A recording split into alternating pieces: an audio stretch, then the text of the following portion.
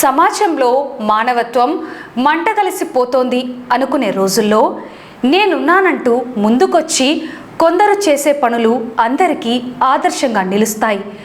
రెక్కాడితే గాని డొక్కాడని పరిస్థితిలో ఉంటూ కూడా తోటివారి ప్రాణాలను కాపాడాలనే ఒక సాధారణ మహిళ సంకల్పం ఈరోజు నంద్యాలలో ఒక అద్భుతమైన సేవా కార్యక్రమానికి వేదికైంది. సోషల్ మీడియా రీల్స్ లైక్లకే పరిమితం కాకుండా సమాజానికి ఏదో ఒకటి చేయాలంటూ ఆమె ఇచ్చిన పిలుపు నంద్యాల యువతను కదిలించింది. ఇంతకీ ఎవరామె, ఏంటా కథ? శిల్పా టీవీ స్పెషల్ రిపోర్ట్లో చూడండి. నంద్యాల పట్టణంలోని కొత్తపల్లి సమీపంలో ఉన్న ఒక పెట్రోల్ బంకుకు నిత్యం వందలాది మంది వాహనదారులు వచ్చి వెళ్తుంటారు. అక్కడ పెట్రోల్ కొడుతూ నిత్య జీవితాన్ని భారంగా సాగిస్తున్న ఒక సామాన్య మహిళ పేరు అరుణ. తాను బ్రతుకుతూ సమాజంలో ప్రాణాపాయంలో ఉన్న మరికొందరిని బ్రతికించాలనుకుంది ఆమె. ముఖ్యంగా రక్తం దొరకక అల్లాడిపోయే తలసేమియా వ్యాధితో బాధపడుతున్న చిన్నారుల కష్టం అరుణ మనసును కలిచివేసింది. ఎలాగైనా ఆ పసి ప్రాణాలను కాపాడాలని నిర్ణయించుకుంది. అనుకున్నదే తడవుగా నంద్యాల బ్లడ్ బ్యాంక్లో తలసేమియా చిన్నారుల కోసం ఒక రక్తదాన శిబిరాన్ని ఏర్పాటు చేసింది అరుణ. కేవలం ఒక పిలుపుతో సోషల్ మీడియాలో ఉన్న యువతను, తన మిత్రులను కదిలించింది. ఒక సామాన్య మహిళ చేస్తున్న ఈ మహత్ కార్యాన్ని చూసి పలువురు యువకులు స్వచ్ఛందంగా తరలివచ్చారు. మేము సైతం అంటూ ఉత్సాహంగా రక్తదానం చేసి తమ మానవత్వాన్ని చాటుకున్నారు. పసి పిల్లల ప్రాణాలను కాపాడేందుకు యువత చూపిన చొరవకు నంద్యాల పట్టణ ప్రజలు హర్షం వ్యక్తం చేస్తున్నారు. అరుణ మాట్లాడుతూ ఈ రోజుల్లో సోషల్ మీడియాలో ఎంతో మంది అభిమానాన్ని సంపాదించుకుంటున్నారు. వారందరికీ నాదొక్కటే విన్నపం, మీ అభిమానాన్ని, శక్తిని నా మాదిరిగా సమాజానికి ఉపయోగపడే పనులను కూడా వాడుదామని పిలుపునిచ్చింది. ఒక పెట్రోల్ బంక్ ఉద్యోగిని అయ్యుండి సమాజం పట్ల అరుణ చూపిన ఈ అపారమైన బాధ్యతను, మానవత్వాన్ని నంద్యాల బ్లడ్ బ్యాంక్ యాజమాన్యం ప్రత్యేకంగా అభినందించింది. బ్లడ్ బ్యాంక్ ఇన్ఛార్జి అచ్చు అరుణను శాలువాతో ఘనంగా సన్మానించి ఆమె సేవలను కొనియాడారు. ఈ కార్యక్రమంలో ఉదయ్, హుసేన్ వలి తదితరులు పాల్గొన్నారు. అరుణ నిజంగానే నంద్యాలకే కాదు ఎంతో మంది యువతకు ఒక గొప్ప స్ఫూర్తి ప్రదాత.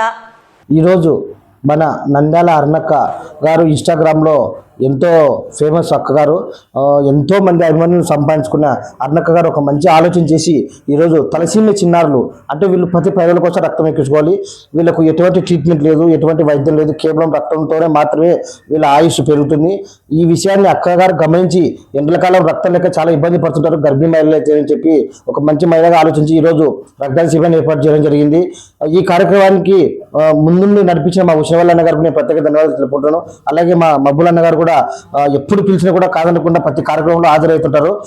ఇదే విధంగా అక్కగారు ఇంకా ఎన్నో సేవా కార్యక్రమాలు, ఎందుకంటే ఎంతో మంది అభిమానులు సంపాదించుకున్న అక్కగారు వాళ్ళని మంచి సేవా గుణం వైపు నడిపించాలని చెప్పి మనస్ఫూర్తిగా కోరుకుంటూ నంద్యాల బ్లడ్ సెంటర్ బ్లడ్ వచ్చు. హాయ్ ఫ్రెండ్స్, నేను మీ అరుణ.